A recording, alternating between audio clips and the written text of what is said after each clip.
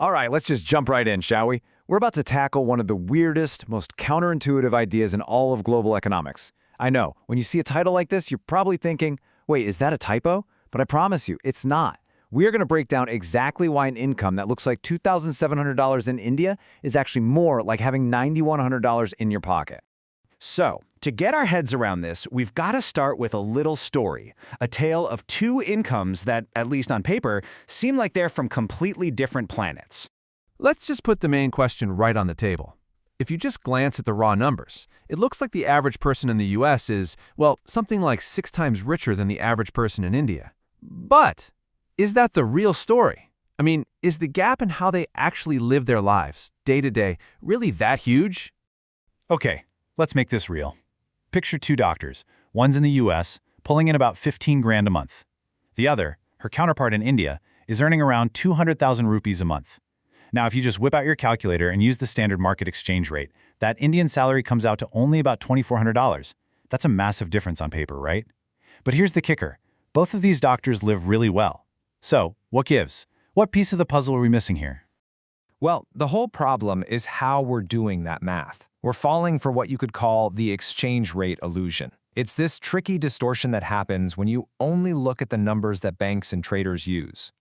You see, the standard way to do these comparisons is with something called per capita income, or PCI. It's super simple, really. You just take a country's entire economic output and divide it by all the people living there. It gives us a starting number, but it's a bit of a flawed one, because it only cares about the face value of the money. In this quote right here, it just hits the nail on the head. You could be earning a huge salary in, say, New York City, but if everything is crazy expensive, you might not be living as well as someone with a smaller salary in a place where things are cheap. It's pretty clear we need a better ruler to measure with. And that better way, believe it or not, comes from a really simple and kind of brilliant idea. We're going to call it the Big Mac fix. It's this elegant solution that lets us see what money is really worth when you cross a border. Now, the official name for this fix is purchasing power parity, or just PPP. So forget about market exchange rates for a minute. PPP asks a totally different question. It asks, how many rupees do I actually need to buy the exact same stuff I could get for $1? It's all about making purchasing power equal.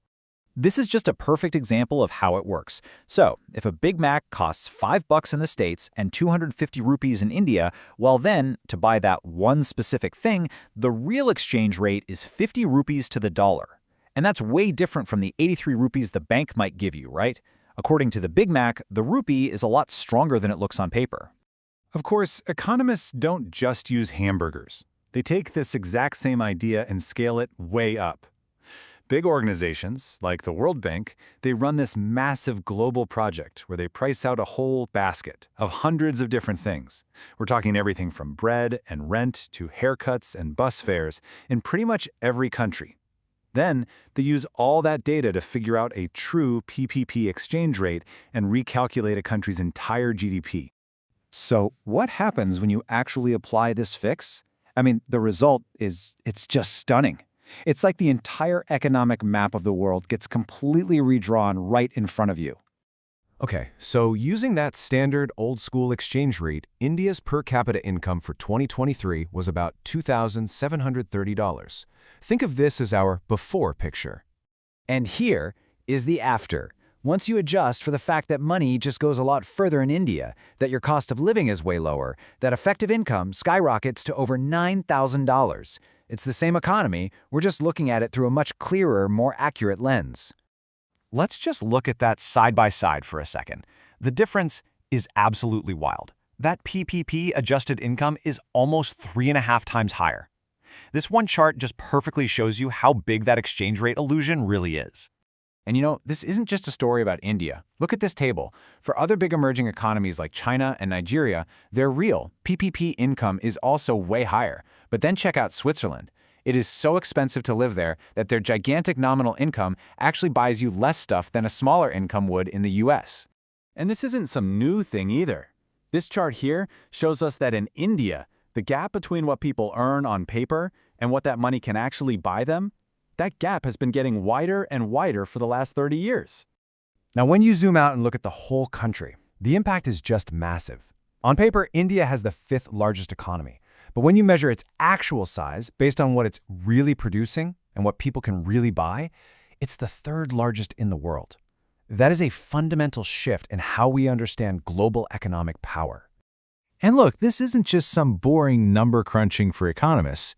Using PPP to see the real economy has huge real-world consequences for everything from global policy to foreign aid. I mean, think about it. The World Bank uses these numbers to decide who gets special loans. That international poverty line you always hear about, the whole $2.15 a day thing, that's a PPP number. It's designed to mean the same level of real hardship whether you're in Ethiopia or Bolivia. The UN uses it in their Human Development Index. It is a critical tool for just understanding the world as it actually is. And there's actually a really cool economic theory that explains why all this happens. It's called the Balassa-Samuelson effect. Now, the simple version goes like this. Things you can't easily trade across borders, like a haircut, a taxi ride, a meal out, their prices are based on local wages. And since wages are generally lower in developing countries, all those local services become way, way cheaper. And that gives every dollar or rupee you have a whole lot more power. So really, if you're going to take one thing away from all of this, let it be this simple idea. It's not about the number on your paycheck. It's about what you can walk out of a store with. What really, truly matters is your purchasing power. So I'll just leave you with this question. The next time you see a headline ranking countries by who's richest or poorest, are you going to see it a little differently now? Knowing about PPP, it completely changes how we see global wealth and poverty. It really makes you wonder, what else are we missing, just by looking at the numbers on the surface?